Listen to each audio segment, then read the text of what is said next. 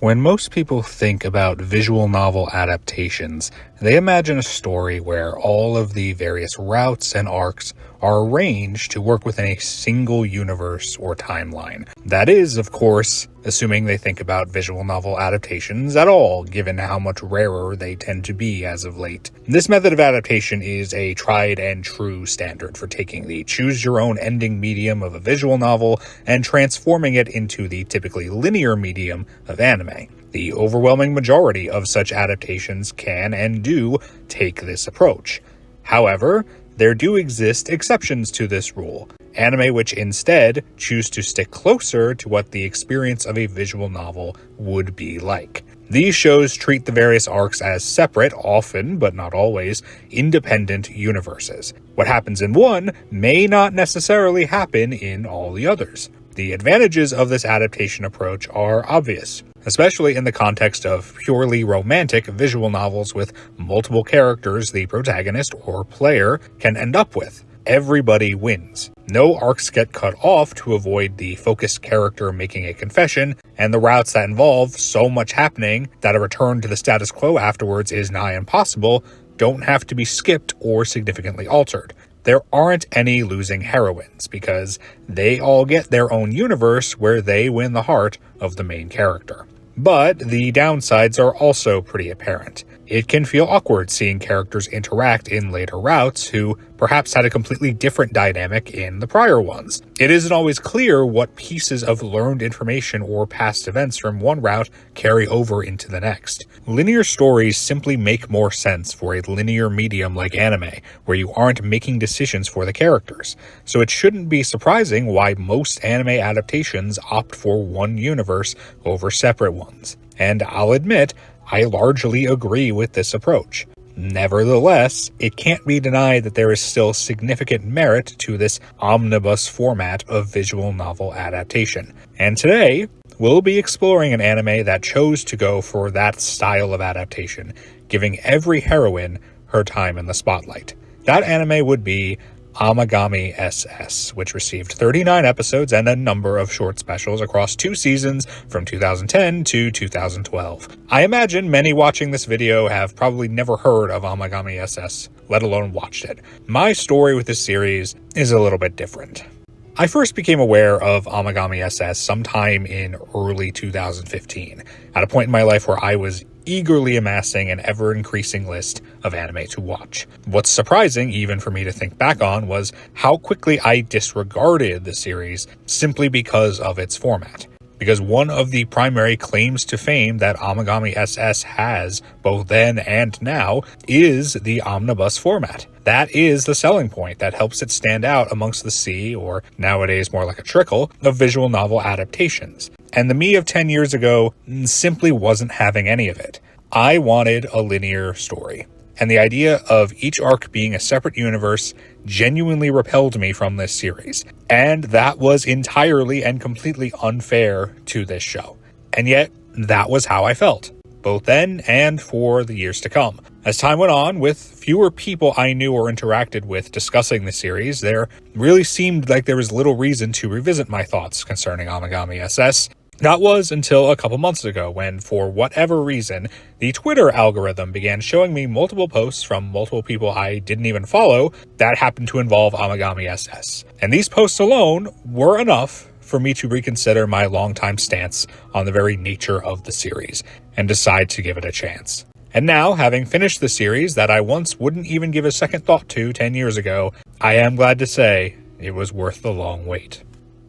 Amagami SS admittedly doesn't have the most unique of settings. This isn't a show where half the girls have supernatural powers or backstories to drive the plot.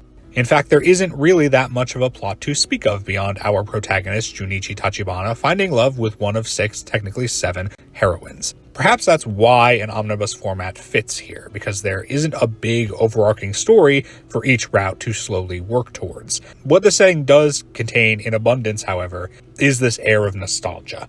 The classic Japanese nostalgia for high school that we in the West aren't quite able to relate with in the same way, and also just a nostalgia for a different time, as despite coming out in the 2010s, the show very clearly takes place at some point prior to that. Notably, none of the characters have cell phones of any kind, and more than once they face problems that could easily have been resolved if they did. So whether it's supposed to be in the 90s or the super early 2000s, I'm not sure, but there is a clear attempt to tap into nostalgia for a bygone period of time in more ways than one.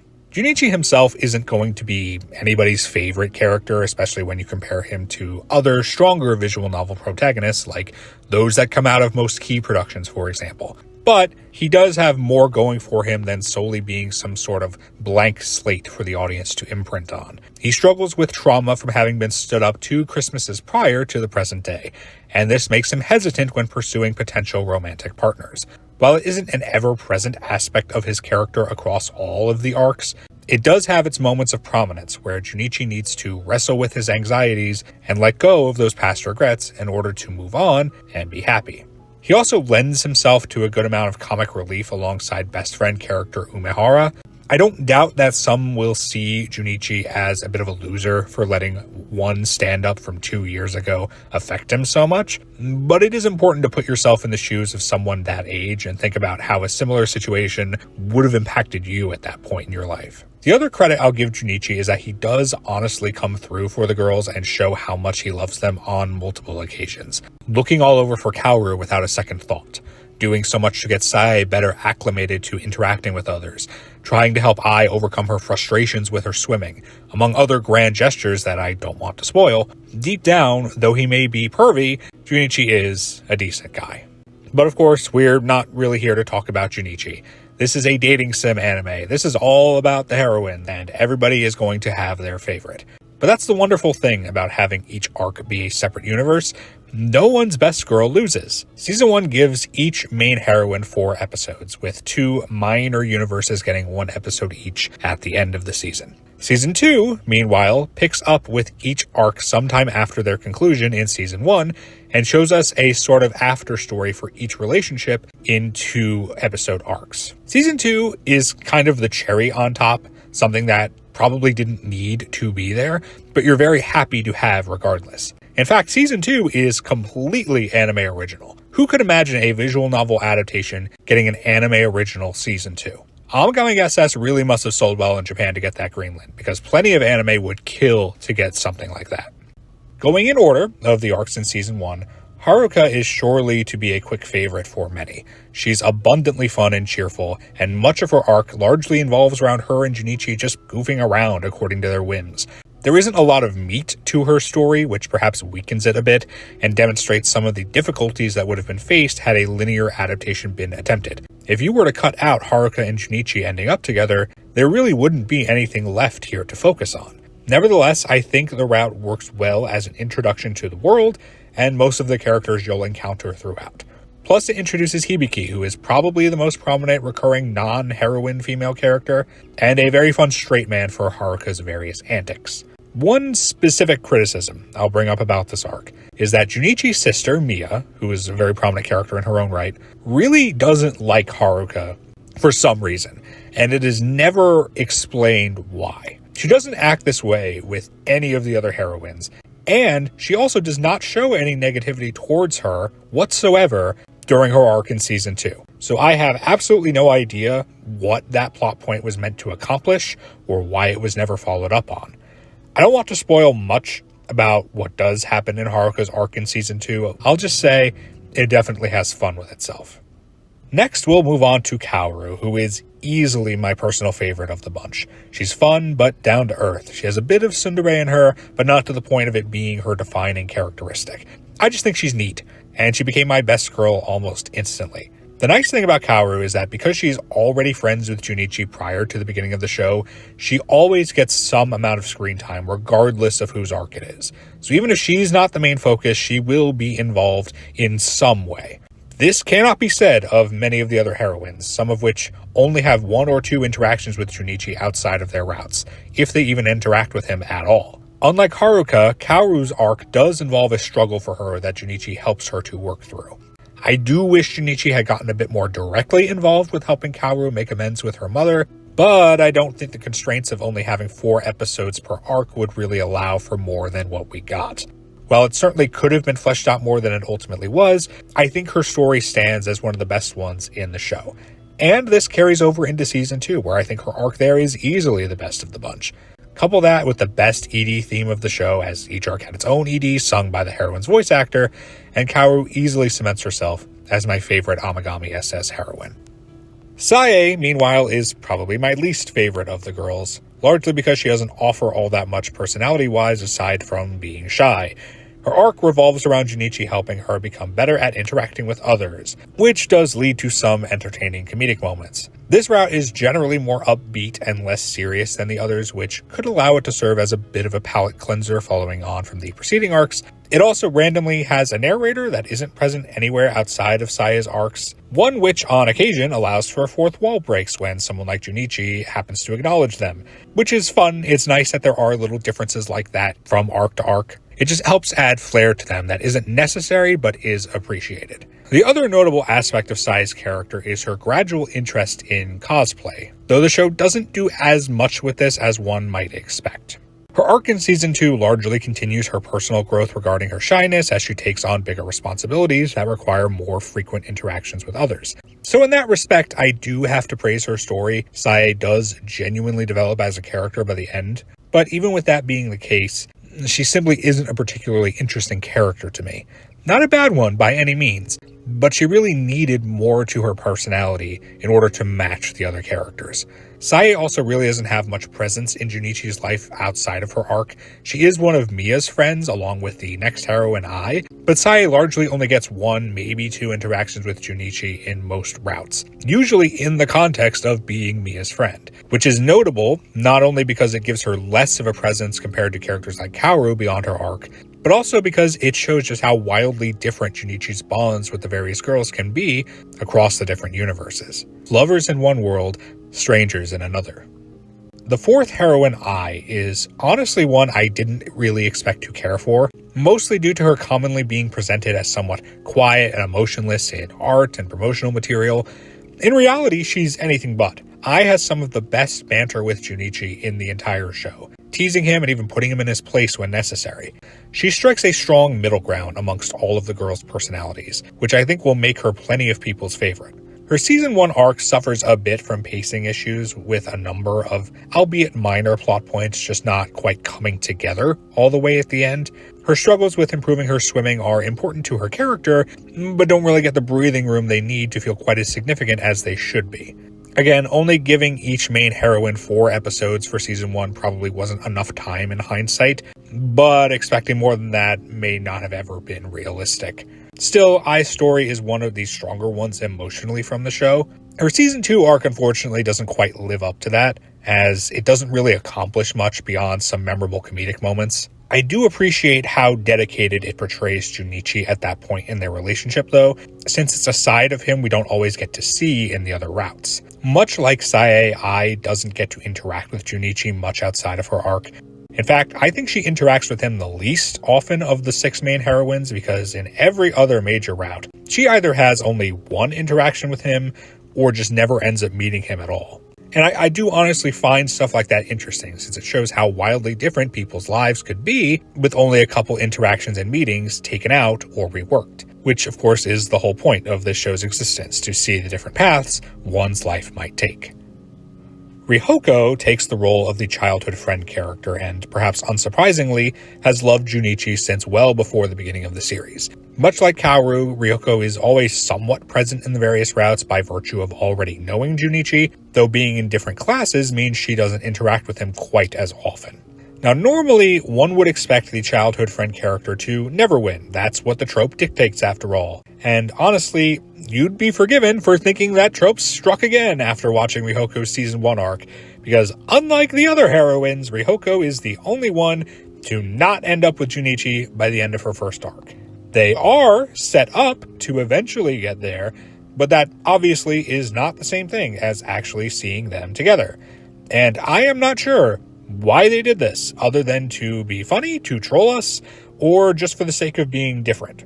I will say Rihoko's arc does diverge from the formula that's adhered to by all of the other arcs before and after in another way already, which is by not ending on Christmas Eve. Every other main arc in Season 1 finishes at that point.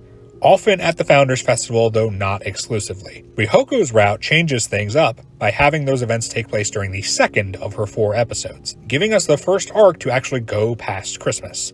That is beyond the flash forwards that a few, but unfortunately not all of the girls get to show them married to Junichi in the future.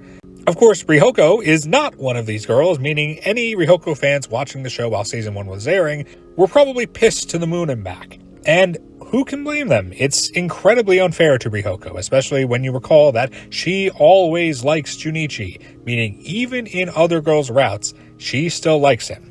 At least the other girls nearly all either don't have feelings for him or don't even know him outside of their personal routes, so you don't really feel bad for them in that context. Rihoko, though, she just cannot catch a break. Not only does she lose in all the other routes, she doesn't even fully win in her own. That is, until Season 2. Rihoko's 2-episode arc does ultimately correct the mistake of Season 1 by finally having them get together, and in a satisfying way at that. It makes Rihoko's second arc one of the best simply for that alone, even if I can't help but wonder what else could have been done with her and Junichi's relationship had they just gotten together in Season 1 like everybody else. And while I am speaking as someone who has not played the visual novel, I do know that Rihoko's various endings definitely allowed for her and Junichi to be together at that point in time. So it is entirely on the decisions of the anime staff that Rihoko had to wait longer than the other heroines, which I guess goes to show that even in a series where all of the heroines win, the childhood friend still has to suffer. And as a character, I do really like Rihoko. She's probably my second favorite after Kaoru. It's just very hard to dislike her. She's kind and sweet, if a bit of an airhead, and you really just can't help but feel for her.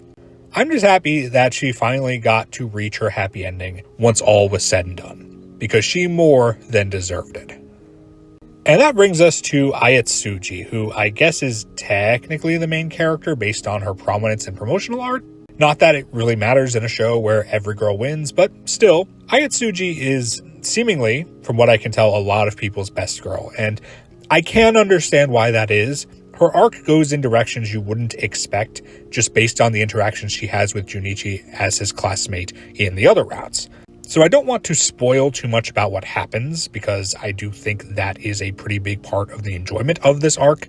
Point being, I totally get why she would appeal to so many viewers. My primary issues with her arc come down to rushed pacing and unresolved plot points, which are indeed becoming recurring concerns, aren't they? Her confession to Junichi is very abrupt, and is the only one in the entire series that feels unjustified, at least at the point in time where it happens. Later in the arc, sure, no problem, but then I don't buy it for a second. The primary forgotten plot point that sticks with me is this notion early on that she has family troubles, with the implication being that she became such a workaholic and takes on so many responsibilities at school because she wants to avoid being at home. That would have been a really interesting aspect of her life and her character motivations to explore, but it ultimately gets forgotten shortly after being introduced. This isn't to say that what does get explored in her route isn't interesting, but I think it could have been so much more had the time been there to flesh everything out. 4 episodes per arc really just was not enough.